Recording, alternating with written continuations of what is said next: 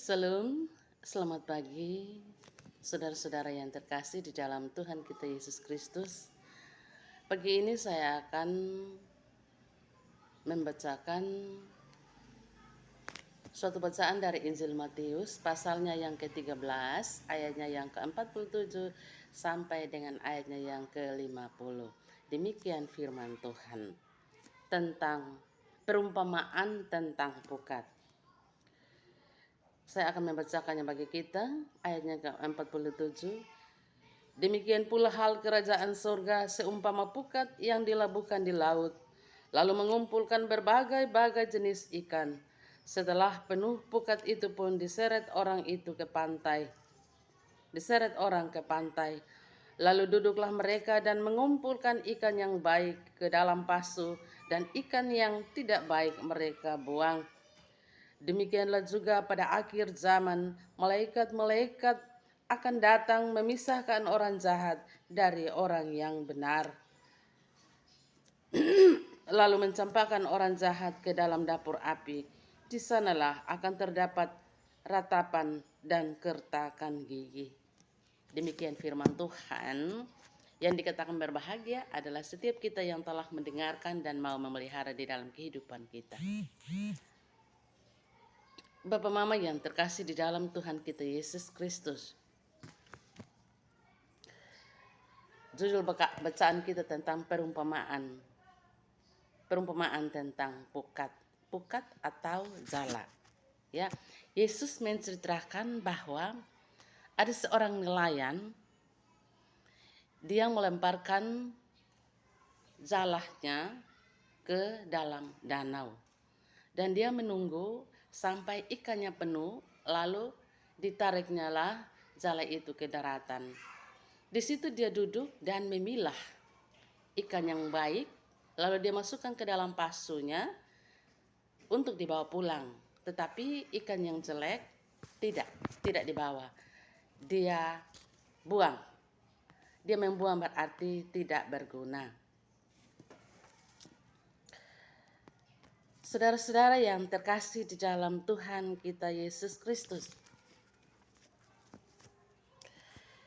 Yesus berkata bahwa jala itu atau pukat itu seumpama kerajaan surga.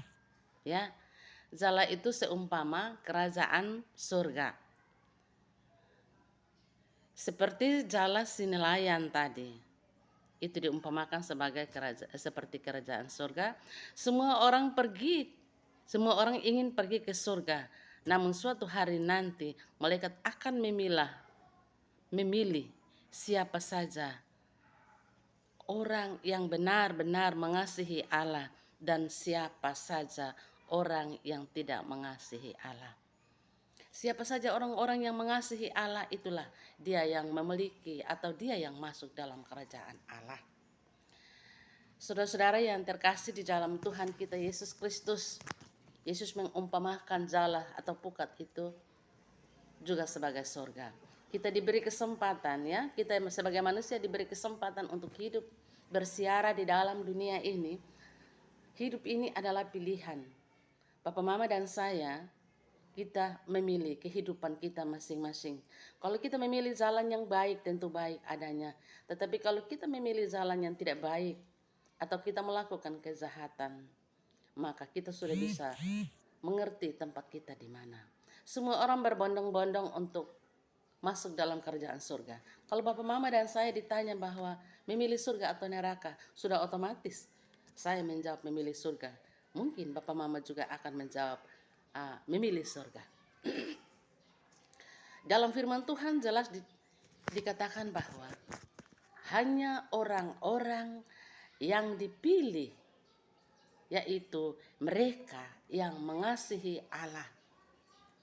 Bapak Mama yang terkasih di dalam Tuhan kita Yesus Kristus, orang-orang yang benar-benar mengasihi Allah itu seperti apa?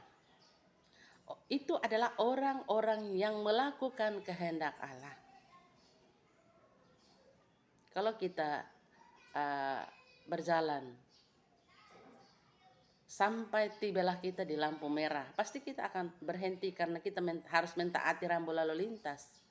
Karena di saat lampu merah untuk kita, jalur lain lampu hijau dan mereka harus melewati jalan.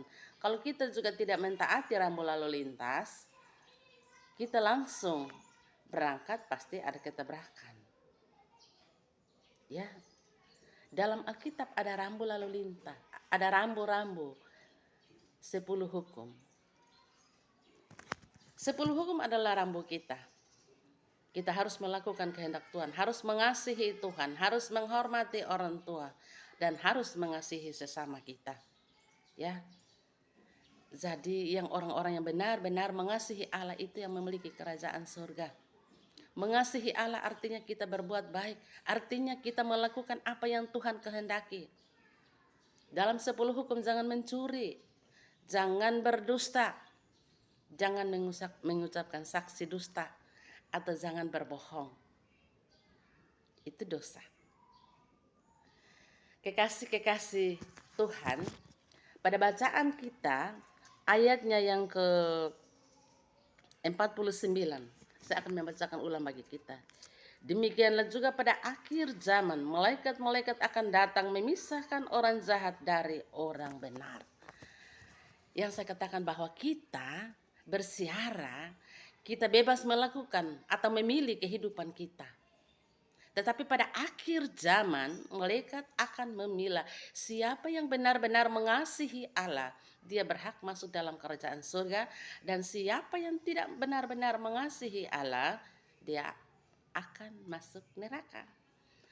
Bapak Mama yang terkasih di dalam Tuhan kita Yesus Kristus, karena itu yang mengetahui diri kita adalah kita sendiri, bukan orang lain. Kita bisa saja menipu keadaan, bisa menipu orang bahwa saya ini adalah orang-orang yang rajin bergereja, rajin beribadat, kelihatan di mata orang taat, tetapi belum tentu di mata Tuhan, karena kita sendiri yang tahu keadaan kita.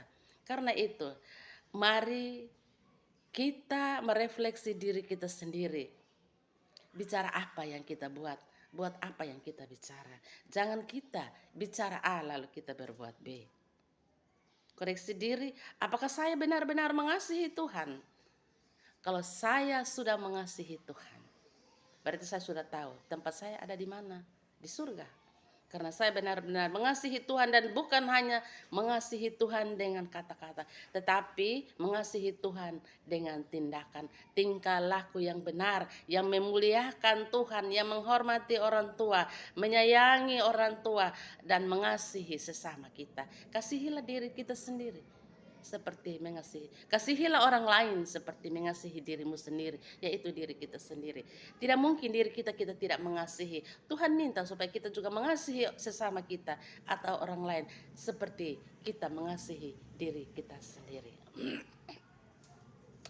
Bapak Mama yang terkasih, ingatlah bahwa buat apa yang kita omong dan omong apa yang kita buat. Itu namanya kita menguji diri kita sendiri. Apakah kita benar-benar mengasihi Allah, melakukan kehendak Allah, atau tidak. Karena firman Tuhan jelas, barang siapa yang benar-benar mengasihi Tuhan, maka ia akan masuk dalam kerajaan surga. Kiranya firman yang singkat dapat menolong kita. Amin. Shalom.